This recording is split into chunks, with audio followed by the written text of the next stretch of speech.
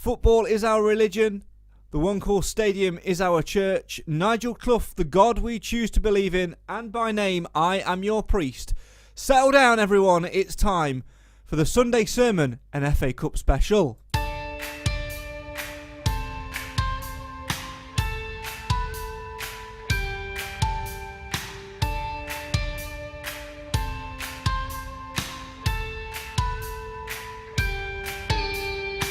For the second year in succession, Mansfield Town come away from the Stadium of Light by reaching round 2, courtesy of a 1-0 victory.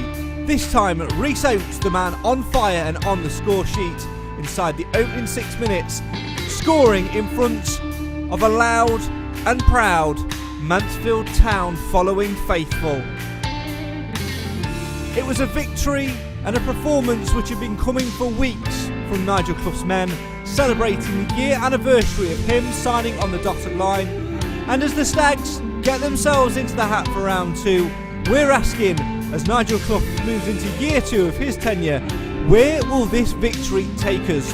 Will it propel us up the League 2 table in terms of confidence and progression and team togetherness? Or will it just be one of those days to remember? Let's hope it's the former and that it kickstarts our season even more. On Tuesday night, it's the dead rubber of the Papa John's Trophy, and then on Saturday it's a trip to Stevenage. A busy month is upcoming for Nigel Clough and the Stags, but for now, let's reflect on and remember yesterday's epic victory at the Stadium of Light.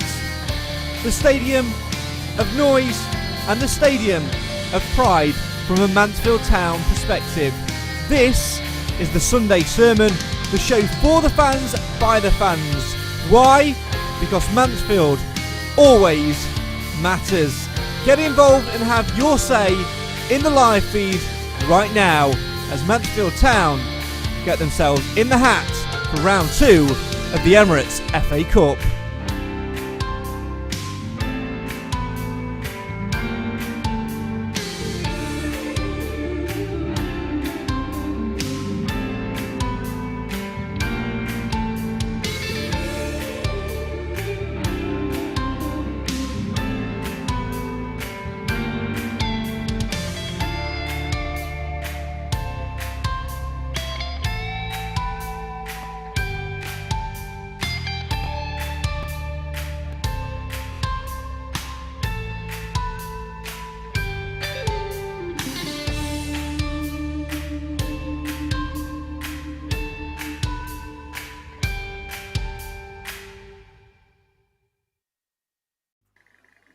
Remember the 6th of November, the date that Nigel Clough signed his Stags contract, and then a year later took his side to the Stadium of Light and got another 1-0 victory to put Mansfield Town in the second round of the Emirates FA Cup. What a day yesterday was at the Stadium of Light. This is the Sunday sermon for us to look back on yesterday's game and reflect on a nice victory to put us into round 2 of the FA Cup. Back-to-back wins for the Stags, back-to-back clean sheets as well. You can tell that we're doing well because returning to the podcast, Cam Felton's with us. Evening. Oh, good evening. I am also aware that my pitch quality is a little bit poor tonight. For some reason, I'm having internet issues. I personally blame Cam for returning because it's been fine. And then he comes back and all of a sudden, my connection is dodging in and out. But we'll stick with it and we'll try our best tonight. Also joining us, the man who also joined us in car school yesterday, as it was called, Clive Parkin. Clive, it was a good afternoon and a good day out yesterday. Still, a lot of people still buzzing after that result and performance. It was a great day out. Even if you ignore the football for a moment, it was a great day out. We had a good trip in the car. We did all sorts of fun and games in the car with you setting up various music quizzes and intro quizzes. I did particularly well on the 60s and 70s music and bugger all on the noughties, but that's to be expected. Cam, on the other hand, came into his own on the noughties and in daytime television intro music. Yeah, he certainly knew the theme tune to Hollyoaks. More on that later on. Let's delve into yesterday's game. Get involved as always and have your say on your team. First comment we're going to read tonight is from SAFC Fan TV. Hi guys, thanks for coming on to our channel yesterday. Just tuning in quickly as we are live on the air from 7. Congratulations on the win. Thanks very much. Great to have a little cameo on yours yesterday. And Cam, I've got a bit of a bone to pick with you because I've watched the footage back last night, right? So it was me that started off the interview. They grabbed me as I was putting my stuff in the bag. Cam runs behind the other side of the car, does a little cooey wave, and then, as always, Gate crashes the bloody picture. It was like a scuttling groupie. Yeah. I just thought, I get in the background, and the host noticed. So I thought I came round to the other side of the car. And he was like, "Oh, I think your friend wants to go in." I was like, "Yeah, go on then. I'll take that." That's the first point I took umbrage to because he said friend. Acquaintance. Secondly, right. So I've been with Huddersfield today, so I've not got changed yet. And I was going to leave this on, but you know what? After all these weeks of being an embarrassment as a Mansfield fan, oh no, he's stripping. You can actually wear the shirt with pride for once because we've actually. For a quick minute, I was hoping to God that you had a top on and that, sometimes when you take a hoodie off and your shirt rides up. We've done so well with viewers. I was just hoping that did not happen then. Jesus Christ! But it's been embarrassing to be. It's been questionable and embarrassing to be a Stags fan at some points this season. But you know what? After yesterday and after last Saturday as well, it's just brilliant. It's a wave of emotion and a wave of hype, but. It's the start of good things, hopefully, and we can build on this momentum. So, also the early kickoff meant I could actually make it to the podcast this evening. So that might jinx things a little bit, but hey ho. Well, I mean, we are half an hour late starting because we gave you an extra half an hour, and also there's no Nathan tonight because he's suddenly got man flu, whatever that is. So I think basically what's happened is we saw him yesterday. We've started winning games. You've dropped a little poison into his halftime coffee just to sneak yourself back onto the podcast. It's absolutely shocking work. But welcome back. Hopefully we'll see you when we start losing again. I mean, when we start performing badly again. But for now, let's focus on the positives and delve into your comments. Get involved and have your say on your team throughout the next hour or so right here on the Sunday Sermon. Kicking us off, Steve says, still absolutely buzzing. Sean, fantastic day out. Steve also says, and only 4 players from last year's game played. How times have changed. Roy says, good evening. Gary says, mixed loyalty. Sunderland fan, but work for and play walking football for the Stags. Roger says, well done Stags, but everyone loves Clough now. Also, Richard's been in touch to say, shame we were so high up in the gods, but great day out and good to see you prior to the game. Yeah, excellent to meet you. We always love people coming over and saying hello. Also says, should always be wearing your shirt with pride, Cam, no matter how useless we have been at times this season. He's always wearing his shirt. He's a student. He can't afford washing, so he's always wearing that shirt anyway. Richard says, great result, but Bishop made a crucial world-class save against Tranmere and again yesterday. Richard didn't see too many Clough out rants on social media after this result. Absolutely not. And Richard also says, that's what Bishop is there to do. Absolutely. Well, let's delve into that first and foremost, Clive. We've been critical sometimes of Clough and sometimes he's handling towards the fans, but yesterday brilliant atmosphere and well received by Clough and his team as well, which is exactly what we wanted to see. That togetherness at the end, that whole unity coming down to clap the fans, staying after the full-time whistle, staying out for those extra couple of minutes, the passion when we scored the goal, that's all we ever asked for. And yesterday was as good an away day as I can remember for a very long time. Yeah, it's the P word, passion. That's all we've been asking for. And yesterday, the team and the management had the same level of passion as the fans did, and it showed at the end of the game. In fact, throughout the game, players were very much in contact with the emotions on the very high stand we were in. Notably, Quinn. You know, he wears his heart on his sleeve, and he certainly responds very, very well to the fans who are watching the game. So I thought yesterday they did exactly the right thing. They all came over at the end. we all the fans by and large stayed to give them the applause they merited, and they returned that. Yeah, atmosphere-wise, Cam, yesterday as well. Sunderland, we were sort of speaking to the stewards before the game, and they tend to put away fans up in the gods anyway, because the atmosphere theoretically is supposed to flow up and away out of the stadium, whereas their atmosphere is more contained in the middle. But you could tell, listening back to some of the radio commentaries, some of the highlights, watching the highlights and listening to some of the videos and that today as well, that the Mansfield fans, boy, did they make themselves heard yesterday. Yeah, I think what sums it up the most is the fact that the full-time reaction video that the club released yesterday, where it's literally just the final 5 seconds of the game and the full-time whistle, you could hit, even though whoever was filming this was right down the other end where the Sunderland fans were sat, they were booing, but you could still hear our lot. Yes, it was full-time and we were going mental because we just won, but you could still hear us over the Sunderland fans, and it's just like, yes, you're on a. It's not like they're even on a bad run. Yes, they've lost three. They've lost 3 in a row, but they're still fourth, fifth in League One. And yes, they got hammered by Rotherham 5-1, and I think they lost 3-0 to Sheff Wednesday. But it might just think they don't like don't like South Yorkshire. That might just be the thing. But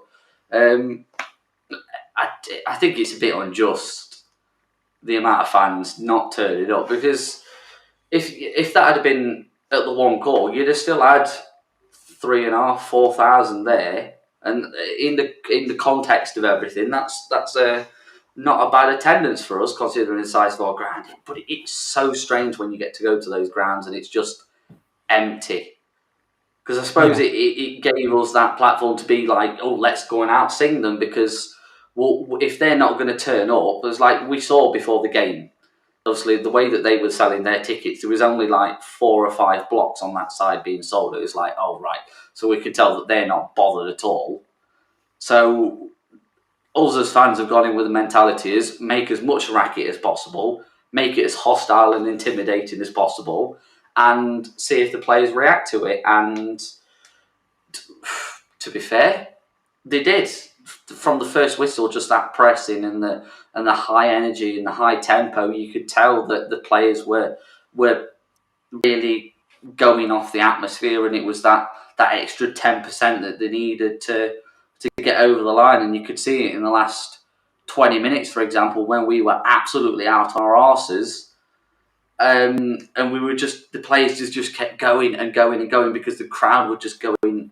It was just insane, and we were fortunate to sit at the front, on the very front row, so we got everyone behind us, and it was just absolutely incredible to be part of that and to hear everything.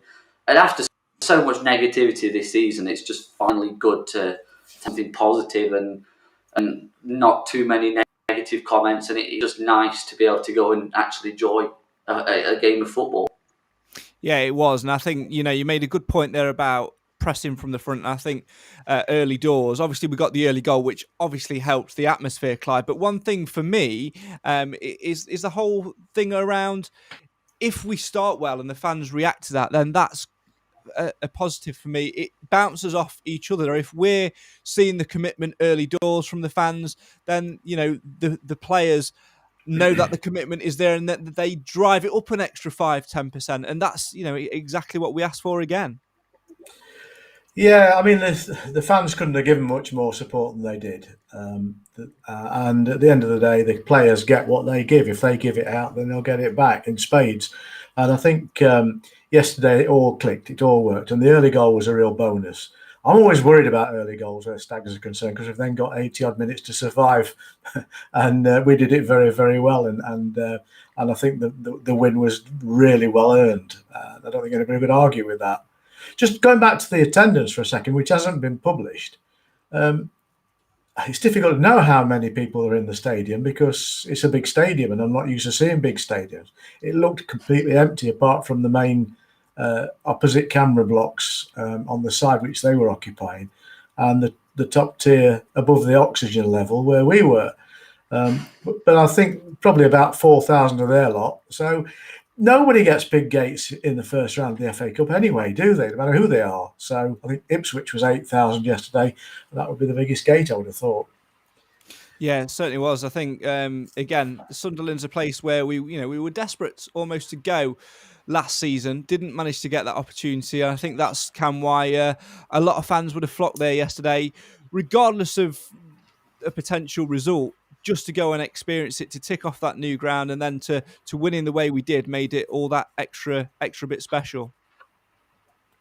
Yeah, I'll say when we got to the ground, we were talking about just like the area. It's like you look, and the first thing you see when you get to the ground is the big what's it called? The black cat house. It's like the ticket office and the admin office, and it's like, wow, it just shows that the levels that clubs are at. You go to somewhere like Forest Green and you're literally in a shed, and then you've got the Stadium of Light, which is what, 45,000.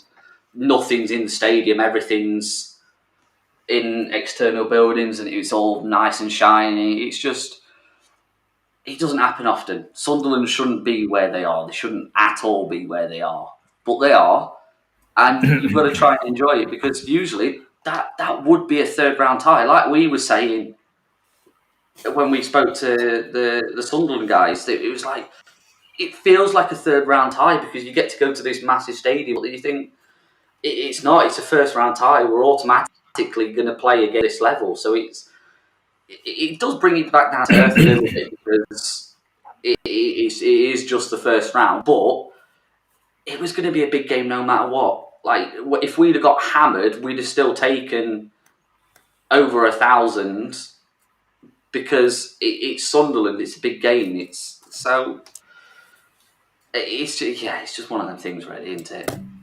Let's turn our attention back to Mansfield, and a comment from Jim Clive. O'Toole looks a useful acquisition. Looks like he will be good for us. Of course, he came in to the side yesterday and made his first full start. He came on as a sub the game before, but started this week. Nigel Clough said after the game it was him or Will Forrester. Went with a little bit of experience, and it looks like he'd not been away for so long. He's not played a game of football for 6 odd months. He's been training with a handful of teams, but he slotted into centre half and was exactly the type of player that we were missing. Yeah, he looks to be a naturally fit individual, doesn't he? Because he could have been excused for expecting not to survive the 90 minutes, but he did, and he didn't seem to be losing any power towards the end. Big question, though, if Faz Rawson's wife hadn't been in the later stages of pregnancy, would O'Toole have been playing? Probably not. Faz would have probably played that one, but I think O'Toole has come in and given Clough a bit of a headache. We'll see him again on Tuesday, Cam. But what did you make of his performance at Sunderland yesterday? You couldn't have asked any of him. To be fair, I don't think he did a bad job at all. I can't remember him particularly losing any headers or losing the ball at all. He just solid. I mean, as a centre back, it's like you're completely different. When you get into a side, it's not like the amount of passes you make, the amount of shots you have. It's like, how many times have you lost the ball? How many headers have you won? It's just one of the things. It's like, I wouldn't really say that he had anything particularly to worry about. I think just as the defensive line in general just did a very good job. He played, he bounced off well with Elliot Hewitt on his right hand side, Ollie Hawkins on his left, and it felt like the defence had played together for a very long time. Never mind, it was the first time that those four had played together. It's just one of them things. It's like, how do you know what they're going to play like until you put him in a big game situation? And he's one of them. How do you go about getting a new player into the team? And he's quite fortunate that Faz has obviously had not been able to play, because would he have made it into the team? Probably not. Not the starting lineup anyway. Well, there's a second part to my question really here, because if Faz had been able to be selected, we assumed he would have played, and therefore O'Toole would not. And if then next time round Faz is back available and no tools available, does that give the gaffer the confidence to move our centre forward back to his prime position? Or do we stick with Hawkins at the back because he's doing a great job? That's a tough one. That's a very tough one because, like Richard said in the comments, since Hawkins moved into the back four, looks solid. So like you were saying, moving him forward if Oates is fit enough, and Toole played well. What does the gaffer do? Because Rawson has improved over the last. He's been slowly getting better all season from the disastrous couple of games at the start. The same with Elliot Hewitt, though. He's improved over the last couple of weeks. And what do? Obviously, Callum Gordon's fit, nearly 100% fit. So is Gordon going to come back in the squad instead of Hewitt? Is Rawson going to automatically go back into the squad? Is Hawkins going to go back up front because we've got a fit back line? I feel very sorry for the management team at the moment because I don't think O'Toole deserves to be dropped. But then again, does Rawson deserve to be sat on the bench? No, not at all. Does Hawkins deserve to be dropped? No. I feel really sorry for Nigel Clough and the rest of his team to try and work out how to keep everybody happy whilst also putting out the best squad that we can. Keep your comments coming in. Richard says, why change it if it's not broke? Richard says, since Hawkins moved into the back four, we have looked solid, and any thoughts of moving him is crazy. If Oates is fit enough, even though O'Toole played well. It said on Sunderland's Twitter site, says Paul, last night that Mansfield took 1-3-5-5 up to Sunderland yesterday, and Forest Green are losing 3-2 to St Albans City in the Cup. We'll run through all the FA Cup scores later. Jim says, for me, Hawkins has to stay where he is. We finally shut the back door and got a solid unit, and results are being built on that. I guess a lot of the partnerships issue, Clive, will come down to what we do on Tuesday night. We'll talk more about Tuesday night in general later, but it looks like Clough says that basically the central back pairing on Tuesday will be O'Toole and Forrester. Yeah, I think he's got to do that to find out just how good they are together away from our others, because he's gone from a situation of having nobody to fill the gaps to having, by comparison, an abundance of riches. And it's a headache that every manager wants to have, of course. But if Forrester comes through, it's another option, and we've not seen anything of him yet. We've seen O'Toole play this one game, and he did nothing wrong at all, and looked like he belonged in the side. But Faz has been playing he's been the best player on average for the last half dozen games. So I think it's very difficult to not go back to Hawkins and Rawson as the centre pairing. Even if that means that we tend to disappoint the new guys. But, that these Hawkins and Rawson are on our payroll. The others are loanees, aren't they? So you've got to get that bit right. Yeah, you certainly have. It's an interesting one to try and have, to try and see what happens, of course. But I'm sure as the season goes on, we will try and bring things back to a bit more reality. We'll hear from Nigel Clough in just a second. Keep your comments coming in and have your say on your team. It'd be interesting to see what more reaction we get and how we build on this for the remainder of the season. Another good performance yesterday, Clive, was that of Rhys Oates, who scored the goal for the Stags early doors inside the opening 6 minutes. He's improving week upon week upon week. He is. His work rate's been good ever since he's been in the squad. But yesterday was phenomenal. And of course, he had a bit of luck to get the opportunity to score the goal that he did, but he took it. And that's goals in the last two games. I think he's a man for our future as well. So I'm putting aside what's happening at the moment, I think he would be a building block for next year. He's got age on his side, and he looks to be a good enough League Two player to me. There was some doubt when he first came, but I think that was just because of the circumstances. More on O'Toole and Simon has been in touch to say a lot of people are naming their man of the match, and it was very hard to choose, but not many have mentioned O'Toole, who I thought was solid at the back. And to say he hadn't played a league game for 6 months, could him and Rawson be a partnership which allows Hawkins to go back up front, as you guys mentioned earlier? Mark also says, can we do a Bolton and rise from the Ashes? Look, a completely different side to Northampton away. Having some players back is certainly helping. And if we get a couple of quality players in January, then who knows? Not getting carried away, though. Small steps, but we look full of togetherness and passion now. Long may it continue. That's the key thing, isn't it, Cam? Taking it game by game by game, because in reality, we've only got 2 back-to-back wins. Only one sort of win realistically in the league following the end of that bad period which we had. The proof will be in the pudding in 2 or 3 weeks' time when we've got more league fixtures under our belt. This was just a nice welcome break. Great to get a result, but the proof will be in the pudding in a couple of weeks' time.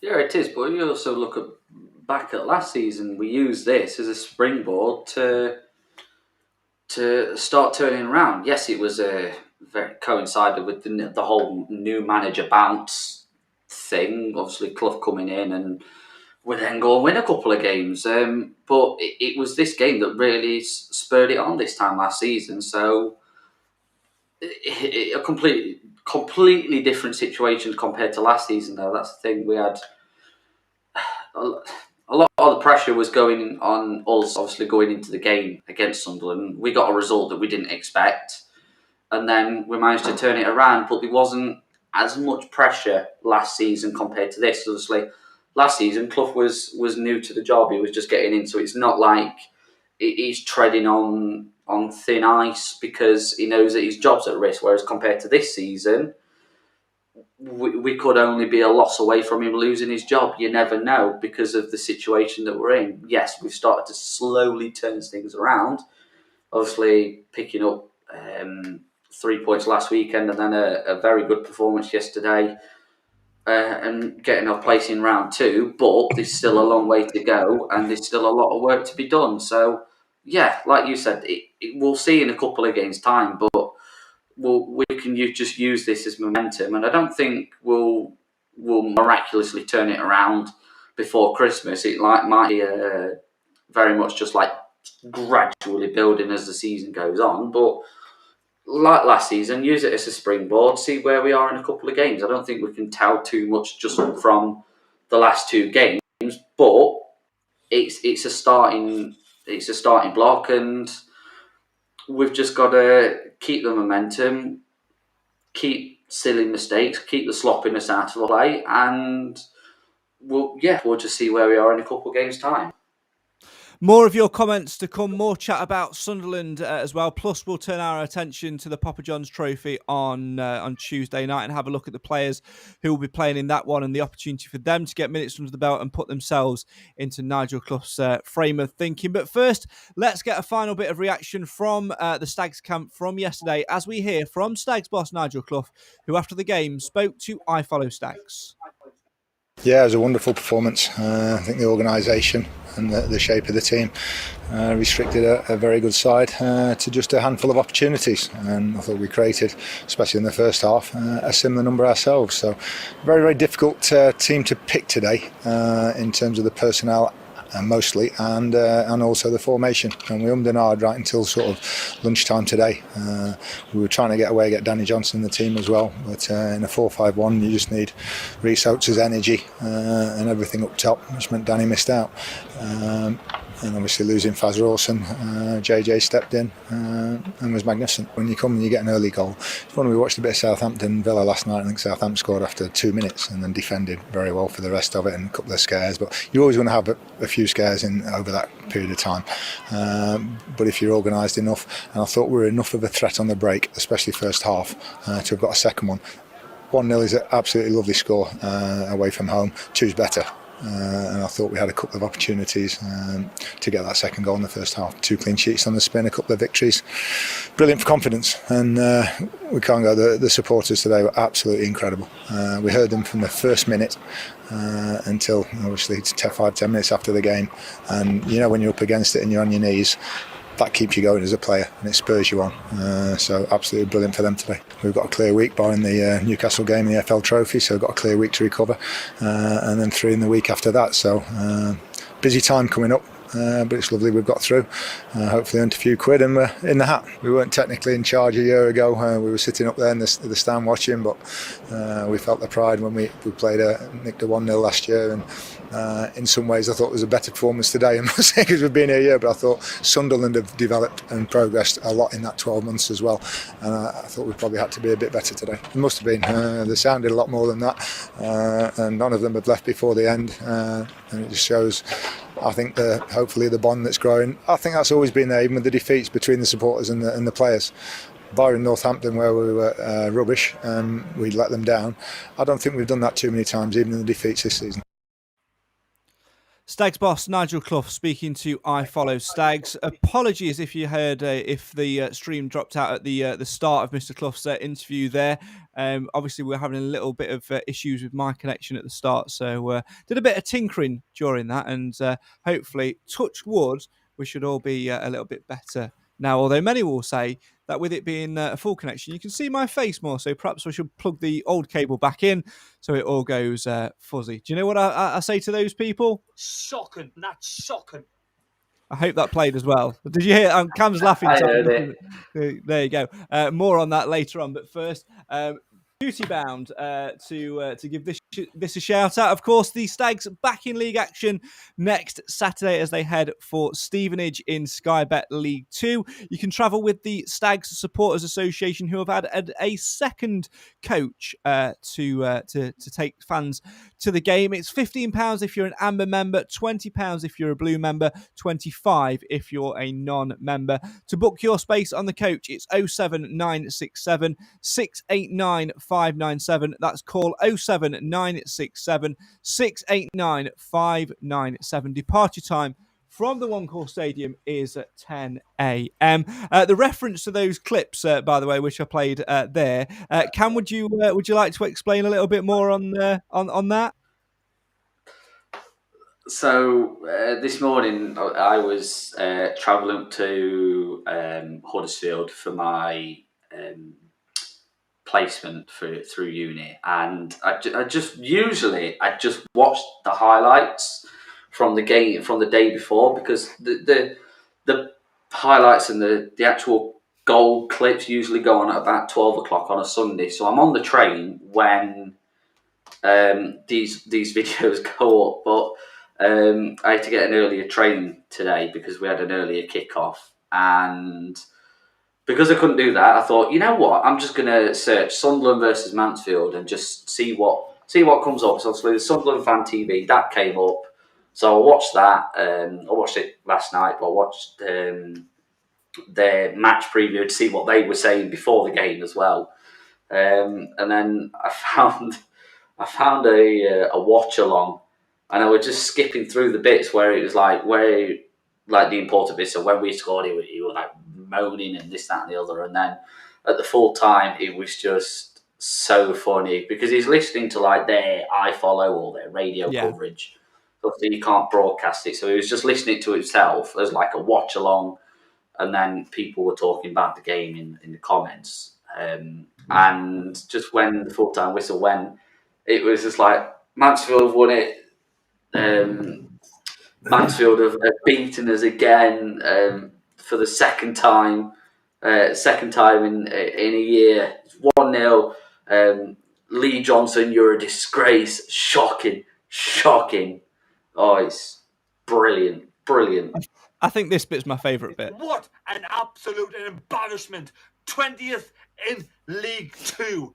20th in League 2. Yes, well done. You've done your research. Well done.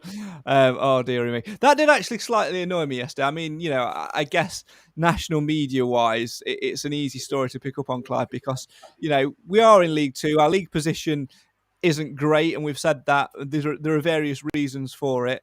But it almost felt like some national media outlets yesterday were comparing it to like a Bishop Stortford or a Rainworth Miners Welfare knocking out a Manchester United. the reality of it is there's only one league between the two, and they've been in that league division for some time now. I wouldn't call it a massive scalp. It's not like we nicked a 90th minute winner and we were played off the pitch for 89 minutes and we just got lucky because it came off the keeper's arse. We actually outplayed them and we're the better side. I just find this thing of these so-called bigger clubs, and this is no disrespect to any Sunderland fan or them as a club, but the national media-wise, I just find this whole attitude of bigger clubs being in lower divisions and having a divine right to win a game, it's absolute. That was instead of me swearing. Yeah, it's about perceptions, isn't it? I mean, Sunderland is perceived to be a top-end team, and some would argue they ought to be. They're clearly not because they haven't earned the right, or they lost the right through bad performances. But we're on the other hand, we're seen as a bottom-dwelling club, and that's because we have been for a while. You know, we've not long since come into the league in real terms. So I think I can understand that. I don't support it, and clearly on the pitch there was very little between the two teams yesterday. In fairness.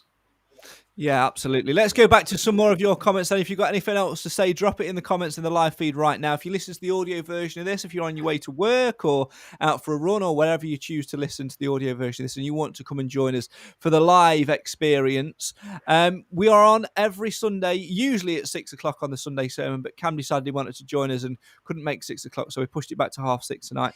And we're usually on in the week as well. We always say and we always say check our social media pages for full details. Ryan's been in touch and says, at the minute with us winning, I'd not be making changes. We have those better players bench to prevent further injuries or suspensions. It's good not to rely on only 11 players. Yeah, it's very encouraging, Cam, to see certain players coming back into the fold now and more options there, because a couple of weeks ago we were really struggling for options at centre half, and now all of a sudden we've got John Joe O'Toole, who looks, even though he's been out of the game for 6 months, looks fit enough to play and to be starting regularly. Ollie Hawkins, as we said, has established himself there. We've got Will Forrester, who's seemingly now knocking on the door. He'll be making his first start for the club on Tuesday night. We've also got, the Faz Rawson, who didn't play yesterday. We've got Elliot Hewitt as an option there as well, because you've got Kel Gordon coming back into the fold. We've gone from very little to having more and more options now, which is certainly encouraging for Nigel Clough going forward. Yeah, it is. I think one of the biggest things for me yesterday was the fact that we were able to make substitutions, but we weren't making them for the sake of making them. We were actually able to bring players on that could influence the game. Obviously, Reece Oates pulled up with something. I don't know whether that was just taking him off as a precaution. I'd imagine it probably was to bring Jordan Bowery on. But obviously before, where we've been extremely threadbare because we've had all these injuries, we've now got the players back. But you look at the way we've performed and just the whole mentality of the team. You look at where players have been coming back from suspensions and injuries. You look, George Lapsley's just come back, played fantastic yesterday. Stephen Quinn just come back. You could tell we've missed him. Harry Charsley, been missing, come back, done all right, not bad. And it's just so frustrating when we've not got these players, but you just know that they can make a difference. And you think Tyree Sinclair maybe slightly been off the pace recently. Has he been given a chance? I don't think he's been given enough of a chance compared to what he did last season. But we still know that we can rely on him. Yes, we brought him on a little bit later, like we usually do. But he did a job when he came on. He just made a bit of a nuisance. Get the ball into, just get the ball upfield, get it as far away from that goal as possible. It was just stick it up the jumper and sit on it in the corner. It was just that sort of mentality when he came on. But that's the job that we needed. That was the mindset that we needed, was just get it as far away from that goal as possible. Yes, we're solid at the back at the moment, touch wood, but it was just get rid of it. Get it gone, get it out the way, and just deal with it further up the pitch. And then same when Will Forrester came on. Yes, he only played for about a minute, 2 minutes tops, but same again, he had to come in and we were under the cosh at that point when he came on. We were just defending, and we were just holding on for those last couple of minutes. And he didn't, whilst Forrester didn't, in the grand scheme of the game, didn't do that much. He came in and he was part of the back line that held out.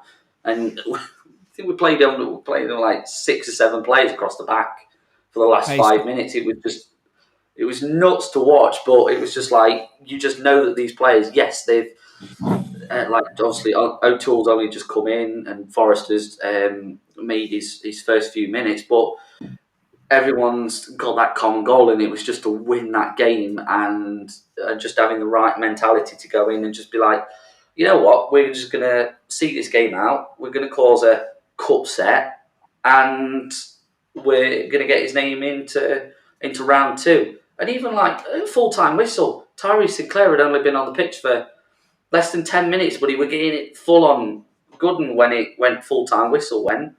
It was like a player that's only just come on the pitch, and he's just like, just that full of confidence at the minute. And it's just great to see that the team have got that bit of a bounce to them at the moment. Getting it the good one. I've missed Cam on this podcast. Some of his common phrases, excellent. Also, cup set. What a media-based phrase. You can tell you're doing a media, like football media-based course. It's the most like tabloid-esque phrase ever. What's wrong with upset or cup upset? Why does it need to be merged? Why does it need to be cup set? Oh, do you know what I'm having at the minute? Do you know what I'm having at the minute? A Craig rant. There you go. Moving swiftly on. Let's go back to some more of the comments. Kieran, says, they were all fantastic yesterday. Not one I didn't think pulled their weight. The crowds were amazing yesterday too. Rod says, scoring goals is key. If John Joe can do a job with Faz, that releases Hawkins to go and score goals. You've got to be more progressive in getting up the table. Slightly disagree on that one-ish, because Hawkins is a big part of keeping us solidified at the back. And I think Rhys Oates is doing enough himself at the minute. But who knows come January and come 4 or 5 games time what might happen. Lewis says this should give the players some confidence for league and hopefully we can push the playoffs, maybe even the automatics. Richard says next 4 games, Stevenage, Scunthorpe, Sutton and Crawley, we could take points from all 4. Roger says... Hawkins was primarily brought to the club as a striker, though. Let him do it, I'd say, but it's my opinion. Yeah, absolutely. It's an opinions-based show. That is what we're here for as well. Andy says, winning breeds confidence. You could see how much the players enjoyed the win at the end, same as we all did. And Jim says, Hawkins is probably the best centre-back in League 2. Yeah, absolutely. I think Clough said that. I tell you what, actually, somebody needs to take Nigel Clough's temperature after yesterday's game, Cam. Do you know why? Why? He never mentioned Perch. There it is. Never mentioned Perch in his post-match interview. So there you go. Let's turn our attentions now, though, to Tuesday night. We'll also be revealing the winners of our Clough quiz, the Cloughcast quiz from earlier in the week. We'll be giving away a mug to 3 of you guys who finished in our top 3 quiz listeners. First, though, let's turn our attentions to Tuesday night and the Dead Rubber, which is the Papa John's trophy. Only blocks A to D. Looks like he'll be open, Clive, for that one. A small crowd, not expecting many to come in, but Nigel Clough pretty much says that everybody that didn't start yesterday, there or thereabouts, will play on Tuesday, which is what you'd expected. And it's a big opportunity for the likes of Will Forrester, for the likes of Ryan Burke, James Clark, Sinclair, Law, etc., to come in to make sure that they're still in the manager's thoughts and for people to get some much-needed minutes under the belt. Maybe even Kel Gordon as well, who didn't travel yesterday, and possibly Jordan Bowery as well. Big opportunity for some players in a Dead Rubber, but I still expect the Stags to play with the same energy and desire that they have done for the last 2 games, because winning breeds confidence regardless of the 11 you put out on the field, and 10 grand. Yeah, it's a Dead Rubber, and I've never been a big fan of the competition. But that aside, I think there's a lot of value in tomorrow's game, Tuesday's game, because I think there's a lot to be seen. And these fringe players need to be given pitch time. And this is a perfect way of doing that because they're all wanting to play. And they need to be given the opportunity, and at least the opportunity to be seen to be good enough to get into the side. Also, there's another factor. Newcastle have got a new manager called Eddie Howe. He's going to want to look at those players as well. So I think there's a bit more interest in this game than there might have been. And I'm looking forward to it. I think there'll be enough people there to give a bit of atmosphere. Yeah, and we'll be sat close enough to Mr. Wilson's PA box to shout "exchanged" every time that there's a substitution in the second half to bring a bit of banter to the occasion. You're going to have to let him off that one. You can't keep rubbing that one in him. I know I will eventually, but he loves it. Like me, as an old gentleman, you should respect him. I do. That's why he's called Sir Alan Wilson. Don't start on Greg's me. old as well, you know.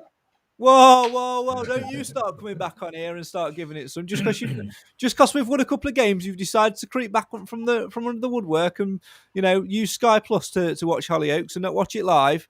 Don't you start as well. Seriously though, Cam. Obviously Tuesday night. Virgin. Well, so have I, and that's why. So have I, and that's why both of our internets are picture connections woeful. We need to go back to Sky. Shocking. Anyway, moving swiftly on to Tuesday night, Cam. Like Clive said, big opportunity for a handful of players to knock on Mr. Clough's door and keep them keep themselves in his eye. Yes.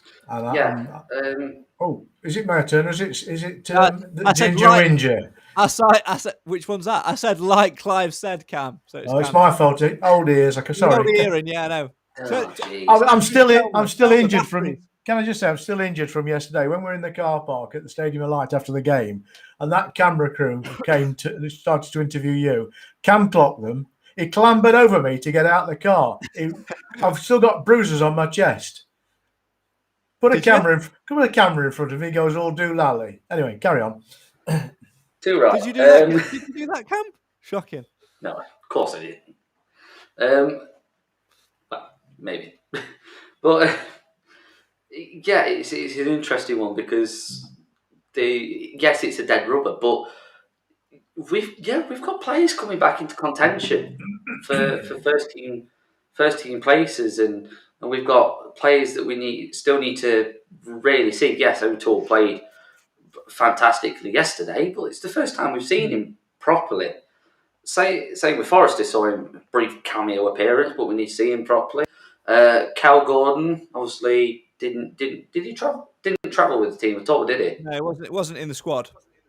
So don't know what that is. Is it a bit of a niggle? Is it just we're going to leave him out so we can bring other players? We don't know. And it'll be a decent chance to let others have a run at George Shelby, obviously being a bench warmer all season, being number 2 goalkeeper. Tyree Sinclair's not really had a sniff recently, other than the last 7 minutes coming on in the 83rd minute consistently. So it'd be nice to see players that don't usually get a chance and just to really showcase what they're able to do. Because yes, it's a Newcastle under 23s team, but these under 23s teams usually have some go about them and actually decent players. You look at the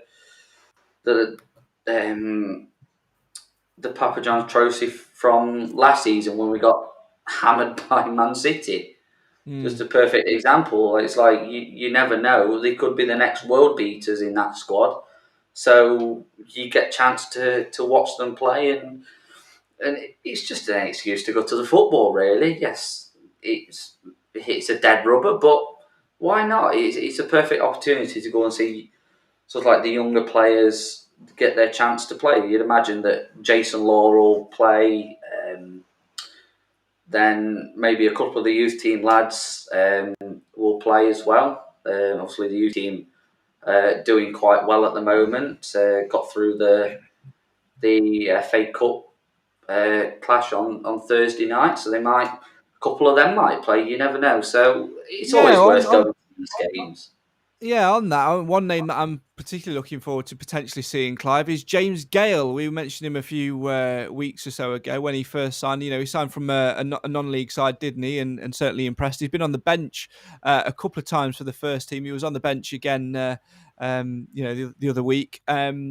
he's obviously not come on yet, but it's a perfect sort of game for him, and he seems to have really impressed Clough since coming in. So it could be interesting to see whether he's preferred to maybe the likes of Jordan Barry, because obviously there is nothing on the game, and there is with us. Not having anything riding on the game in terms of qualification and potential future income, there is absolutely no sense whatsoever in risking any senior first team players in that fixture. No, although he did say everybody who was on the bench would play. Perhaps that's a bit of a generalisation then, because I agree with you. I think they've signed Gale for a reason. Let's have him play. We've only seen a snippet of him, haven't we, so far this season? And I think this is a perfect opportunity, if he's fit, perfect opportunity for him to show. Something you guys haven't mentioned, says Paul, is that Nottingham Forest are interested in Mansfield's youth goalkeeper Owen Mason. Yes, of course, this has popped up on a rumours Twitter, hasn't it, over the last couple of days. The Stags' third choice keeper. He may even get a bit of a run out on Tuesday. We're not sure. Probably will be George Shelvey, though, on that one. But yes, very interesting. There's a big irony in that, isn't there? There is indeed. With Shelvey, of course, being on loan from Nottingham Forest and Mason being eyed by Nottingham Forest. So we'll have to wait and see. I'm looking forward to it all the same. FA Cup-wise, let's just round up on yesterday's game, though, Cam. Into the round 2 draw. Draw takes place tomorrow night. I believe Mansfield are ball number 2. Please, anyone feel free to correct me if I'm wrong. Right. I'm going to go through the results in a second. In fact, I'll go through the results now, and then we can have a little look at who we might potentially fancy in round 2. For me, it's any home draw, really. Well, no, for me personally, it's any away tie that we've not been to, meaning that if there's a replay, I can go to it at home, because I keep saying on this podcast, I've not got any leave left this calendar year, so I don't need added on fixtures. But maybe that's a little bit selfish of me, Clive. Who knows? Yeah, you have been known. Yeah. Well, you got to do what you got to do, haven't you? You got to do what you got to do. Right. Let's take a little bit of a look at the fixtures from yesterday and the results from the FA Cup over this weekend.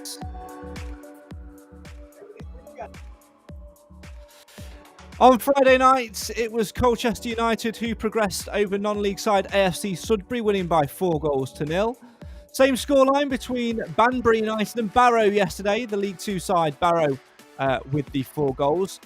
One non-league side through to round 2 is Buxton. They beat York City by 1-0, while Yate Town were beaten at home 5-0 by conference side Yeovil. Wigan and Solihull will have to replay after playing out a 0-0 draw. Rotherham 3-0 winners over Bromley. Portsmouth 1, Harrow Borough 0. Port Vale 5, Accrington Stanley 1. Another replay between Northampton and Cambridge, 2-2 it finished. Morecambe 1, Newport 0. MK Dons 2, Stevenage 2. Of course, we go to Stevenage on Saturday in the league. Lincoln City 1, Bowers and Pitsea 0. Great gesture from Lincoln as well, to give Bowers and Pitsea the share of the gate money, share of the gate money for that one. Leyton Orient 1, Ebbsfleet United 0, Kings Lynn Town 0, Walsall 1, Kidderminster Harriers 1, Grimsby 0, Ipswich 1, Oldham 1, good result for Oldham that one. Hayes and Yeading 0, Sutton United 1, Hartlepool 2, Wickham 2, Harrogate Town 2, Wrexham 1. Gateshead 2, Altrincham 2, Fleetwood 1, Burton Albion 2. Great game between FC Halifax and Maidenhead United. FC Halifax winning 7-4 at the Shea. Crewe 0, Swindon 3, Crawley 0, Tranmere 1, Chesterfield 3, Southend 1. Charlton 4, Havant and Waterlooville 0. I don't want Charlton again. Carlisle 2, Horsham 0. Bradford and Exeter 1-1 draw. Borehamwood 2, Eastleigh 0. AFC Wimbledon 1, Guiseley 0. Gillingham and Cheltenham, it was a 1-1 draw. And Scunthorpe 0, Doncaster 1 rounded up yesterday's results. Today, goalless between Sheffield Wednesday and Plymouth Argyle. Also a replay needed between Oxford and Bristol Rovers, and Bolton and Stockport County. Both games 2 apiece. 1-1 between Rochdale and Notts County. Stags loanee Corey O'Keefe scoring for Rochdale. Interesting to see that he played in that one and that we allowed that to happen. Potential move in January for him, who knows.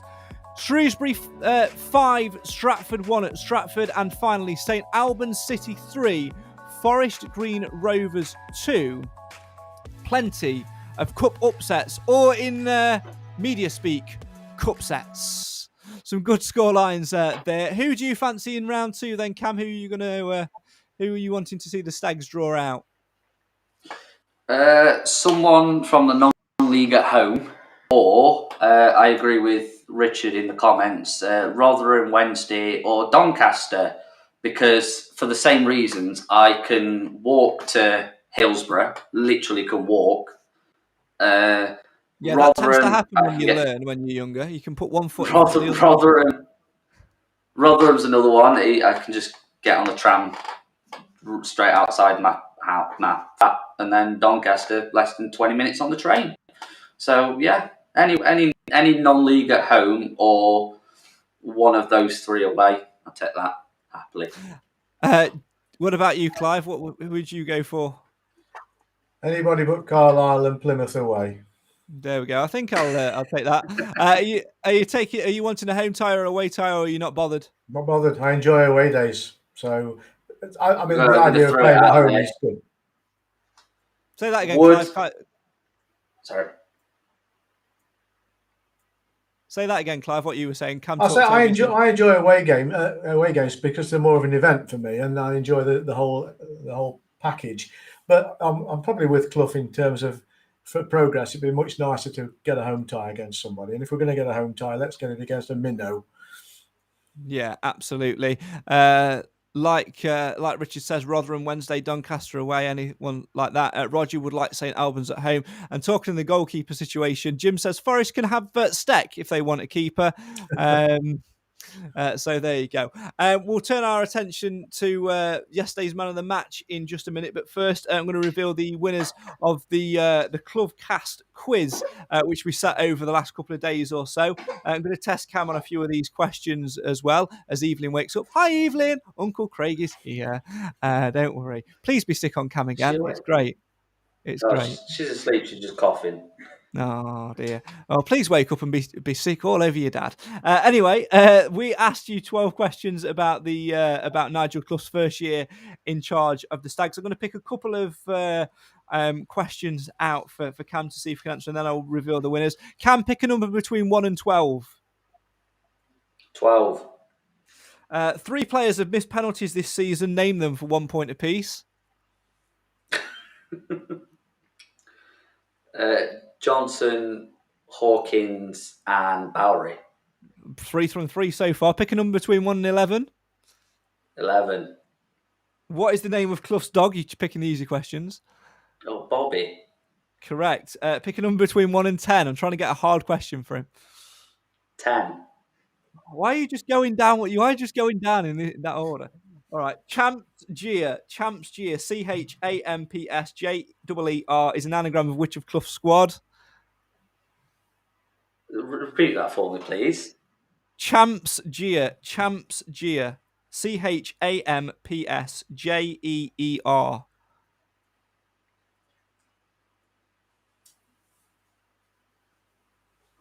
Marek Steck. He's got no idea. He's absolutely... Time out. Yeah. James Perch was the answer. Clive, pick a number between 1 and 9 for Cam to answer. This is the last one. 3. 2. What? 2. 3. Did you say 2, was it? 2, yes, 2. 2, right. Okay, Cam, to be named the ultimate quiz winner, you've got to get this question absolutely correct. Question 1 was, against which side did Clough first take charge from within the dugout? The answer would be, Cam? Forest Green. No, Scunthorpe United. Come on, you're in the cup. Come on, know your games. That is a Tin Pot Cup. You don't count. Hang on. Yes, it does. Yes, it does count. Bring this to an end, Craig, because he's rubbish. Yeah, I know. I just want to see. Hang on. Oh, move on, Craig. Move on. Well, question 2 would have been name all the players, but Cam's ruined it by having to plug his charger in. Anyway, you all know the answers because we gave them out. No, you can't. Too late. 3 winners. Go on. I'll give you 10 seconds. What? Do. No, not enough. Not enough time. Right. Anyway, I'm going to reveal the winners for you guys. You guys got involved. Lots of you getting involved. Thank you to every single one of you who took the time to get involved with the Cloughcast quiz. It's certainly something we're going to put online and do a little bit more of, whether it's the stag-related one or whether we all do a virtual one all together. We'll definitely do a quiz in the future. But the winners, in third place was Steve Yully. Well done to Steve. You scored out of a possible 30, you scored 15, so well done to you, Steve. In second place with 19 points was Chris Ellison. Well done to you. And the winner of the Cloughcast quiz with 22 was Greg Taylor. Mugs on the way to all of you. Look out for an email in your inbox. Very quickly, because we've run over time. Clive, your man of the match from yesterday? Well, every player deserved merit yesterday. I'm going to pick 4 out for mentioning. They are Quinn, Oates. I'm going to pick 5 out. It's Quinn because of his passion, Oates because of his work rate, Charlesley because of his influence, and Hewitt because I thought it was his best game since he's been playing for us. But all of those just shaded by my choice of Lapsley. Cam, what about you? Who are you going to go for? Honourable mentions, yeah, pretty much the same. But I'm going to go with Hewitt, to be fair. Absolutely quality. Wasn't really ever dispossessed, didn't particularly lose many headers. And one of the blocks that he made in the second half was absolutely fantastic. 3 men on the far post and he gets in front of the shot and he would Bishop have saved it? Quite possibly anyway, had it have got through him. But just throwing his body at it, just getting anything on it, just to get rid of the ball, absolutely fantastic. And that's just the passion and desire that we needed at the moment. And it maybe been missing from his game for the last few weeks, but it is slowly improving. And like Clive said, I think he's had his best game for Mansfield so far. Annoyingly, I find myself agreeing with Cam, which is a horrible way to end this podcast. Cam, thanks very much for your time. Clive, thanks very much for your time as well. We'll hopefully see you two again in the week. That, though, is all that we've got time for on this week's Mansfield Matters podcast. Shocking, not shocking. Sorry, mate, I just haven't got all day. Mansfield Town, then. 1-0 winners away at Sunderland into round 2 of the FA Cup. Who will the Stags get in round 2? You'll find out tomorrow night in the FA Cup draw. Fingers crossed, it's an easy enough tie to see the Stags progress. Mansfield back in action on Tuesday night as they welcome Newcastle under-23s in the Papa John's Trophy. Can they get a win and £10,000 in that one? Who knows? All that matters is the Stags keep winning and keep that momentum going. Stevenage in the league on Saturday. Join us again in the week for another podcast. For now, though, this is the show for the fans, by the fans. Yes, I forgot to do the lessons. Who cares? We'll do them again in a week. This is the show for the fans, by the fans. Why? I'll say it, and Sunderland Fan TV won't cut it out, because Mansfield matters. We'll see you next time. Up the Stags.